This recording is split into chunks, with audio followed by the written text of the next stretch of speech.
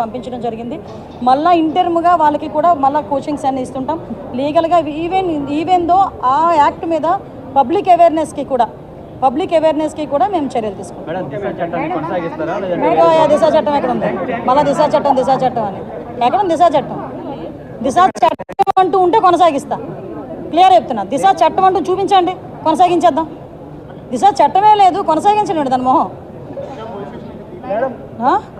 దిశా police స్టేషన్లో కూడా పేరు మార్పు జరుగుతుందండి, క్యాబినెట్కి వెళ్ళి తీసుకురావాలి. ఎందుకంటే వాళ్ళు చేసిన దానికి చేయని దానికి క్యాబినెట్లో పెట్టారు, ఏదో త్రూ ప్రొసీజర్ ద్వారా జరగాలి.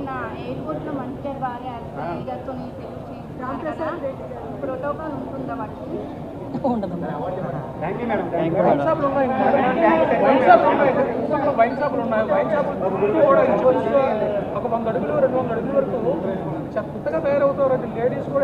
మీరు వైన్ షాపుల దగ్గర అంటున్నారండి.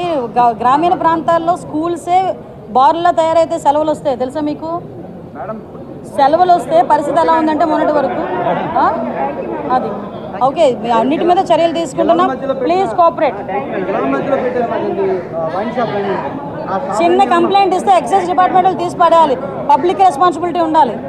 స్కూల్ దగ్గర ఇళ్ళ మధ్యలో కనుక మందు షాప్ ఉంది అంటే మీరు ఒక కాగితం పడేయండి, డెఫినెట్గా తీసి పక్కన పడాలి. నేను అలా తీయించా హైవే మీద ఉంటే.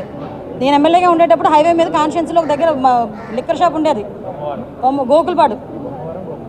రెండింటి తీయించా. చెప్పండి, నన్ను క్వశ్చన్ వేసే బదులు ఒక చిన్న కాగితం ఎక్సైజ్ డిపార్ట్మెంట్ వాళ్ళకి రాస్తే అది పని అయిపోతుంది. చాలండి.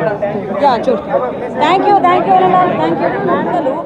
గంజాయి కేసుల్లో వాళ్ళందరూ కూడా ఈరోజు ట్రయల్స్ నడిచి